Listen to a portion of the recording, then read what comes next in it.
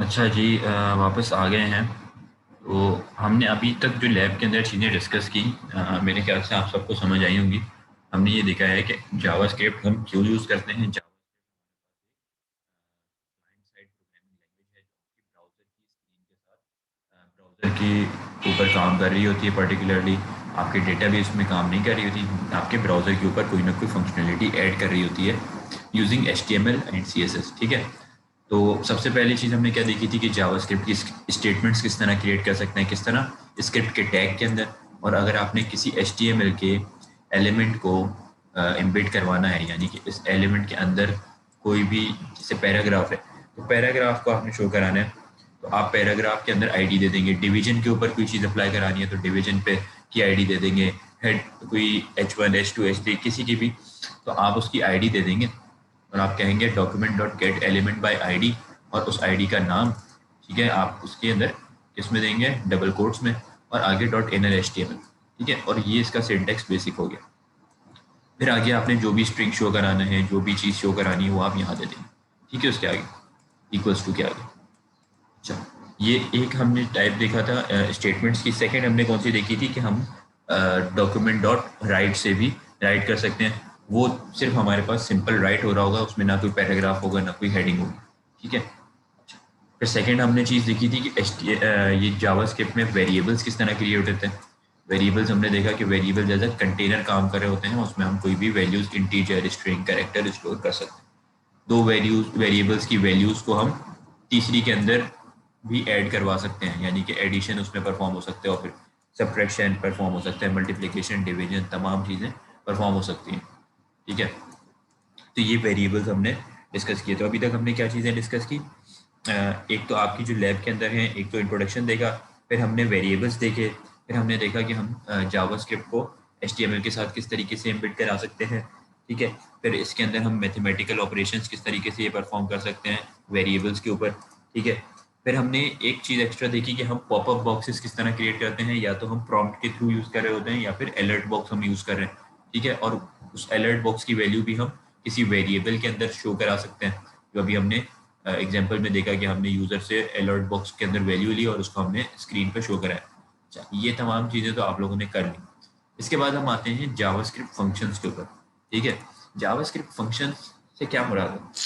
Function कोई भी ऐसा हमारे पास ब्लॉक ऑफ कोड होता है या ब्लॉक ऑफ स्टेटमेंट्स होता है जो मल्टीपल लाइन ऑफ कोड्स होंगे।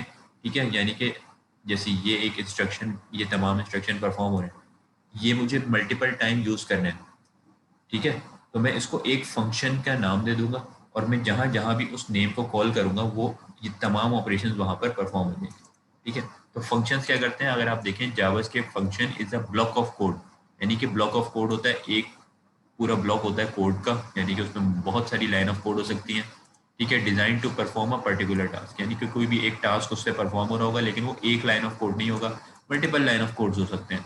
ठीक है। अ JavaScript function is executed when someone invokes it.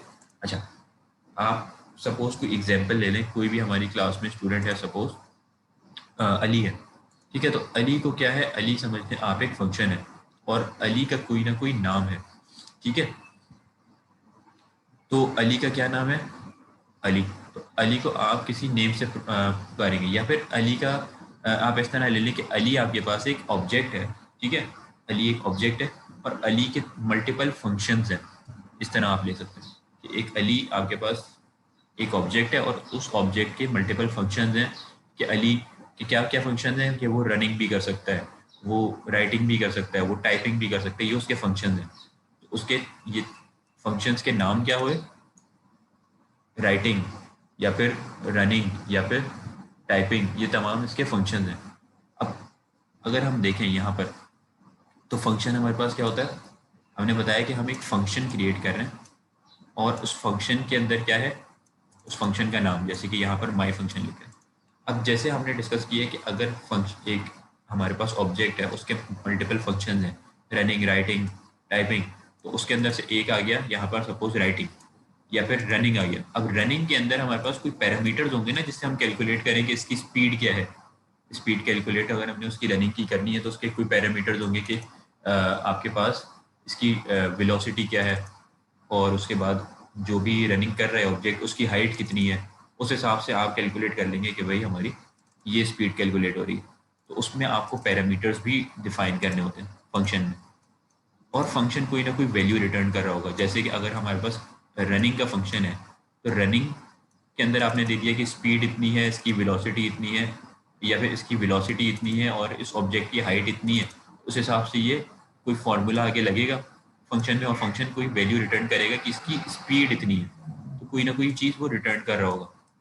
तो फंक्शन जावास्क्रिप्ट के अंदर भी इस तरह काम करते हैं कि आपने कोई भी ऑपरेशन परफॉर्म कराने हैं, यानी कि आपने स्पीड कैलकुलेट करनी है, आपने कोई और मैथमेटिकल ऑपरेशंस परफॉर्म करने हैं, कोई कैलकुलेशन परफॉर्म करनी है, कोई यूज आउटपुट प्रिंट करना है और मल्टीपल टाइम्स करने हैं आपने, तो आप उसको क्या करेंगे, एक ही दफ़ा फंक्शन उसका क्रिएट कर देंगे, और जब जब चाहें आप सिर्फ फंक्शन का नाम कॉल करें, उसके आगे उसके पैरामीटर्स दें, जो पैरामीटर्स दिए होंगे उसके हिसाब से आपको कैलकुलेशन होके मिल जाएगी। आपको वही 5-6 लाइन या 10 लाइनों का कोड बार बार नहीं लिखना पड़ेगा।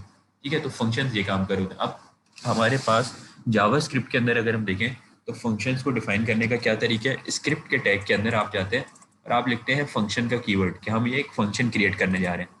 ठीक है, तो हम यहाँ आ जाते हैं, इसको क्लियर कर देते हैं। ठीक है, यहाँ पे आप क्या देते हैं, फंक्शन। ठीक है, और फंक्शन के आगे उसका कोई नाम, जैसे यहाँ पर क्या गिवन है, माई फंक्शन, आपने यहाँ लिख दिया माई फंक्शन, और आगे आपने ये ब्रैकेट्स दिए। ब्रैकेट्स के अंदर आप क्या देते हैं, आप देते हैं इसकी वैल्यू या फिर इसकी पैरामीटर्स, इसको हम पैरामीटर्स कह रहे थे। आप एक पैरामीटर भी दे सकते हैं, दो भी दे सकते हैं, तीन भी दे सकते हैं। यहाँ पर कितने गिवन है, दो गिवन है, यानी कि P1। जो पैरामीटर्स होंगे ये कोई ना कोई वेरिएबल होंगे, वेरिएबल्स के अंदर कोई वैल्यू स्टोर होंगी। ठीक है, आपने यहाँ दे दिया।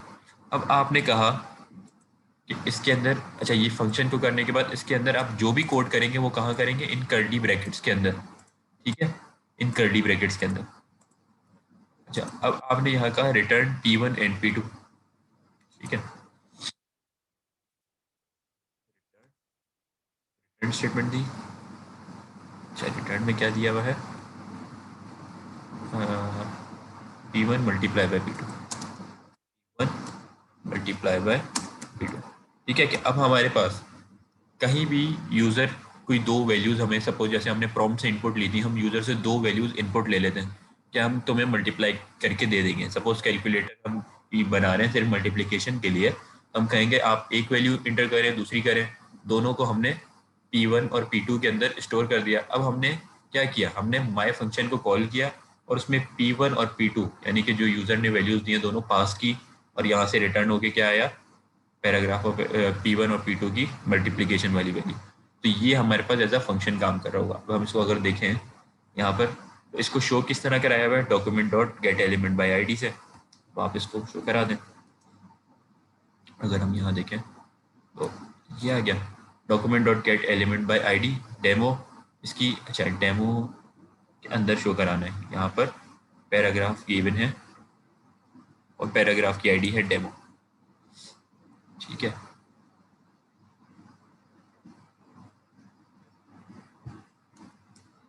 ये हमने दे दिया। अच्छा, अब ये डेमो इसकी आईडी है, यहाँ पर जाके पैराग्राफ के टैग के अंदर ये इसका जो आउटपुट आएगा वो शो कराएगा। हमने कहा document dot gate element by ID, उसकी आईडी थी डेमो डॉट इनर HTML, और आगे इक्वल्स टू आगे हमने क्या चीज़ कॉल करवाई, हमने कोई वैल्यूज़ नहीं दी, हमने कहा माई फंक्शन, यानी इस माई फंक्शन को कॉल करो। इसके अंदर क्या वैल्यूज़ पास करनी है, P1 में करनी है 4 और P2 में करनी है 3। ये दोनों पास होंगी। जैसे ही यहाँ पर ये कॉल होगा फंक्शन, तो क्या यहाँ पर आएगा, यहाँ पर देखेगा कि ये P1 में क्या आया है 4, P2 में क्या आया है 3। ठीक है, तो इसका हमें इसमें रिटर्न क्या करना है, पैराग्राफ ये P1 मल्टीप्लाई बाय P2। ठीक है, अब ये P1 P2 भी रख सकते हैं, A1 A2 जो आप चाहें आप रख सकते हैं, ज़रूरी नहीं है कि आप भी रखें। ठीक है, इससे क्या होगा, हमने यहाँ क्या दिया है वैल्यू 4 और 3, तो इस फंक्शन को कॉल करने से क्या होगा, 4 इंटू 3 देख लेते हैं,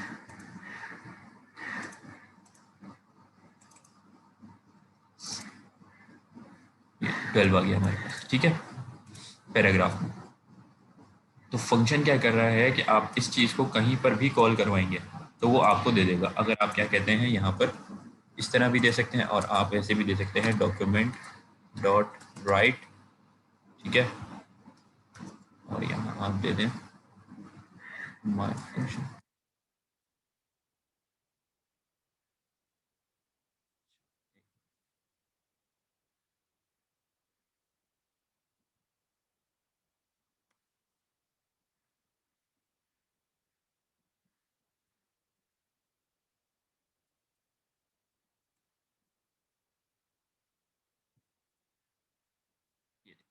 हमने क्या किया, एक वेरिएबल बनाया ए, उसके अंदर ये जो भी इसकी वैल्यू रिटर्न होके आई उसको स्टोर करवा दिया और उसको डॉक्यूमेंट डॉट राइट करा दिया। तब ये आपके काम कर सकते हैं। चाहें तो आप document dot gate element by ID से भी ये काम कर सकते हैं, ठीक है। तो ये अप टू यू है। अच्छा,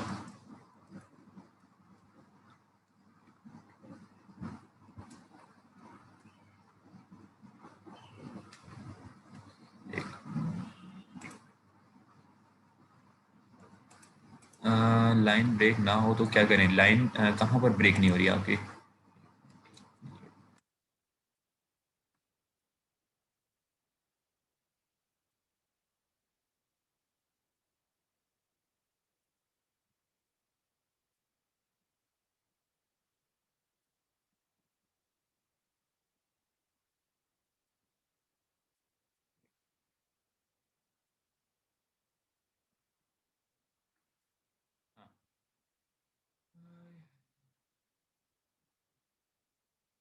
हाँ, इस तरह आ जाएगा, ठीक है। अच्छा, इसके बाद आप क्या कर रहे हैं, यहाँ पर ये एग्जांपल आपके पास होगा, ठीक है। सेकंड एग्जांपल आपको क्या गिवन है कि यहाँ पे अच्छा, हम कॉपी कर लेते हैं, ठीक है। यहाँ पर आपके पास स्टाइलिंग भी गिवन है कुछ, ठीक है। अच्छा, ये थोड़ी सी समझने वाली चीज़ है। ये बॉडी, ठीक है, और यहाँ हमने दे दिया स्क्रिप्ट,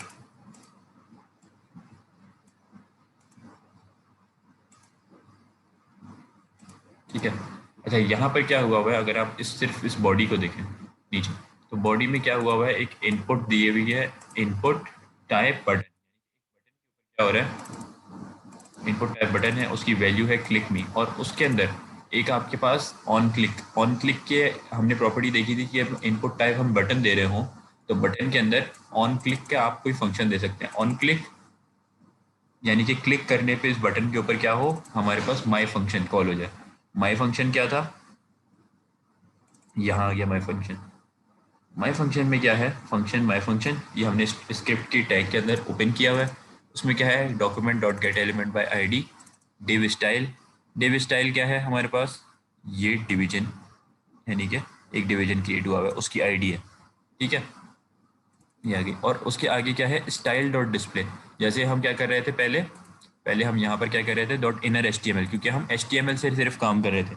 अब यहाँ क्या हो रहा है, यहाँ स्टाइल डॉट डिस्प्ले, क्योंकि यहाँ हमने एक स्टाइलिंग डिफाइन की हुई है, एच टी एम एल के ऊपर काम नहीं हो रहा, यहाँ काम हो रहा है स्टाइलिंग पे। तो हम क्या करेंगे, डॉट स्टाइल, इसका स्टाइल डिस्प्ले करो। और जैसे हमने इनलाइन ब्लॉक देखा था, तो वो एक ब्लॉक फॉर्मेट में करो। तो इसको हम पहले तो रन करके देखते हैं कि आउटपुट आ क्या रहा है। ये हमारे पास एक बटन क्रिएट हो रहा है, ठीक है। अगर यहाँ देखें तो यहाँ पर सिर्फ ये जो काम हो रहा है, इनपुट टाइप बटन और वैल्यू क्लिक मी, इसकी वैल्यू गिवन है क्लिक मी, ठीक है। यहाँ तक का काम हो गया। अब यहाँ गिवन है ऑन क्लिक। ऑन क्लिक पे क्या होना चाहिए, यानी कि जब मैं इस पर क्लिक करूँ तो क्या काम होगा, माई फंक्शन कॉल होगा। जैसे ही माई फंक्शन कॉल होगा तो माई फंक्शन के अंदर क्या है, स्क्रिप्ट के टैग में अगर हम देखें, माई फंक्शन में क्या है, एक फंक्शन क्रिएट हुआ हुआ है, जहाँ पर ये गिवन है कि इस डिव आईडी, डिव स्टाइल यहाँ पर दे दो, और ये ब्लॉक स्टाइल में क्रिएट करो। हम देखते हैं, इसको क्लिक करेंगे तो ये आ जाएगा, this is a dummy text. अच्छा, अब ये हमने यहाँ से आईडी पिक की है, gate element by ID. ID क्या है, डिव स्टाइल। और हम जब देखें कि कौन से डिवीजन या पैराग्राफ की आईडी डिव स्टाइल है, तो वो इस डिवीजन की है। इस डिवीजन के अंदर एक पैराग्राफ गिवन है जिसके अंदर लिखा हुआ है this is a dummy text. तो यहाँ हमारे पास क्या लिखा आ गया, क्लिक करने पे this is a dummy text. अब इसका बैकग्राउंड कलर कैसे चेंज हो रहा है, अगर हम इसको देखें, तो इस डिवीजन जिसकी आईडी है डिव स्टाइल, उसकी हमने यहाँ पर इंटरनल CSS भी डिफाइन की हुई है। इंटरनल CSS क्या है? हैश डिव स्टाइल, क्योंकि ये एक आईडी है, क्लास होती